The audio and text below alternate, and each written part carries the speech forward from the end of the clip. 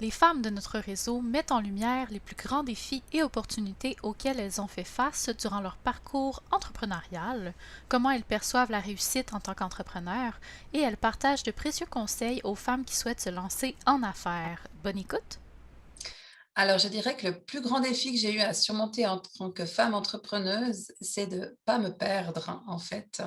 Parce qu'on est vite pris dans le enfin, moi, j'avais créé une entreprise depuis le départ et ça a demandé beaucoup d'énergie et entre la vie de femme, la vie de couple, la vie d'entrepreneuse, en fait, on règle tout le temps les problèmes, on est toujours dans l'action et à un moment en tout cas, mon plus grand défi, c'est qu'en fait, je me suis perdue. Je me suis perdue dans le quotidien, dans les défis, dans la gestion des problèmes, dans le manque de sommeil aussi, qui ont été vraiment des éléments importants et à un moment, on fait que bosser et puis on dit: «Mais tout ça pourquoi?» Et on a eu une croissance très forte, on a été jusque 27 employés, on a vraiment dû gérer cette croissance très forte. Puis en fait, c'est moi qui l'a portée l'entreprise puisque c'était mon cœur de métier et autres et puis, à ce moment-là, moi, j'étais en couple et puis j'avais toujours eu au fond de moi voulu fonder une famille, mais en fait, j'ai jamais eu la place parce que l'entreprise prenait toute la place. Pour donner un exemple, une fois pendant une semaine, je n'ai dormi que 7 heures. Je rentrais, je prenais une douche, je dormais une demi heure, j'y retournais. Je rentrais, je dormais une demi heure, j'y retournais et ça a été vraiment très intense et à la fin, je me suis vraiment perdue moi-même, comme je te disais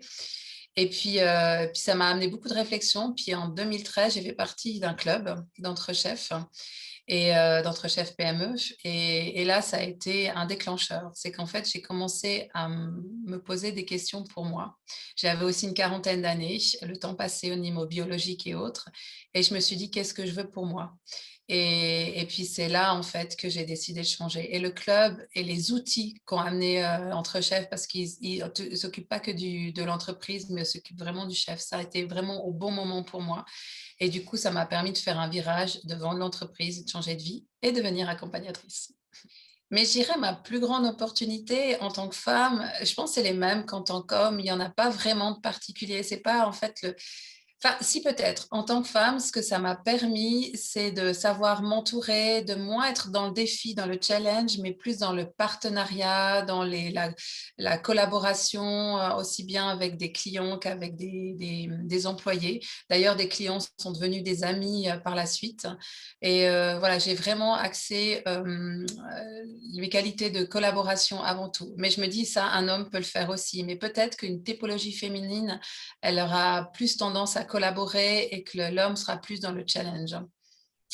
Alors, en fait, ce que je conseillerais à une future entrepreneuse qui se lance en affaires ou qui reprend l'entreprise familiale, une chose que je n'ai pas faite pour moi-même et que j'aurais dû faire et que j'ai fait beaucoup plus tard, en fait, je lui conseillerais de commencer par faire un travail sur qui on est, qui sont nos valeurs, qu'est-ce qui est important pour nous. S'écrire une lettre à soi-même, par exemple, bah, si vous commencez à 30 ans, écrivez-vous à 60 ans.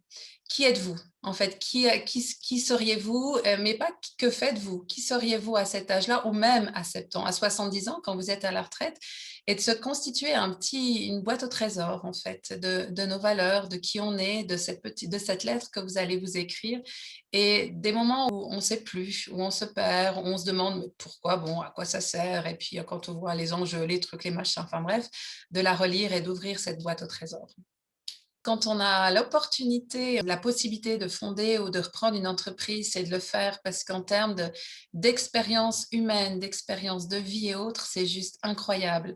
Et même si aujourd'hui j'ai revendu l'entreprise et que j'ai changé de vie, ça a été formateur et jamais je regretterai, ce parcours-là en tout cas qui moi, m'ont amené énormément en fait. Et c'est une expérience de vie qui est juste incroyable. C'est vrai que la personnalité est importante. C'est pour ça, de départ, de définir qui on est, moi, typiquement, j'ai jamais supporté l'autorité et les autorités des personnes incompétentes, ça passait pas, en fait et je crois que fondamentalement, dans ma personnalité, je suis faite pour entreprendre et il y a des personnes qui sont faites pour suivre et c'est des excellents wagons et d'autres, c'est des locomotives et on a besoin des uns des autres. Mais je pense que c'est important, même quand on reprend une société, de vraiment identifier est-ce qu'on est vraiment la bonne personne et est-ce que ça nous rendra heureux au fond de nous? Pas répondre aux attentes, des parents, des ancêtres ou du conjoint et autres, mais nos attentes à nous, rien que nous, en fait et c'est ça qui est pour moi le plus important et qui permet en fait de faire les bons choix et d'être heureux par la suite, parce qu'on les fait pour nous-mêmes. En fait, le bonheur est égoïste. Exactement. Alors moi, j'ai en effet un œil entrepreneuse, ex-entrepreneuse, parce que j'ai revendu ma société et accompagnatrice. Je dirais que pour moi, en tout cas, quand j'étais entrepreneuse, c'est mon club c'est de connaître Entre Chefs et le club qui m'a permis en fait de me révéler et de faire les bons choix pour moi et pour mon entreprise. Parce qu'en fait, Entre Chefs s'occupe pas simplement de l'entreprise, mais aussi du chef.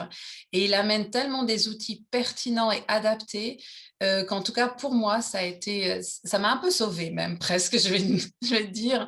Et puis du coup, de se retrouver avec des gens qui sont au même niveau, puis de pas avoir ce masque de la vente qui est toujours: «Je vais bien et tout, mon entreprise va bien», alors qu'au fond, c'est pas du tout ça, que vous êtes en train de pleurer le soir et tout. Ça m'a beaucoup aimé. Enfin, j'ai beaucoup aimé et ça m'a beaucoup servi l'authenticité des membres de mon club parce qu'on était entre pairs et on n'avait pas de jeu à jouer en tout cas et les outils et moi ça a été déclencheur pour moi parce que je suis arrivée entre chefs fin 2013 et 2 ans plus tard, je me posais des questions sur qu'est-ce que je veux pour moi et je vendais l'entreprise en 2017 et je changeais de vie à ce moment-là. Mais parce que ça m'a amené les bonnes réflexions et les bonnes questions.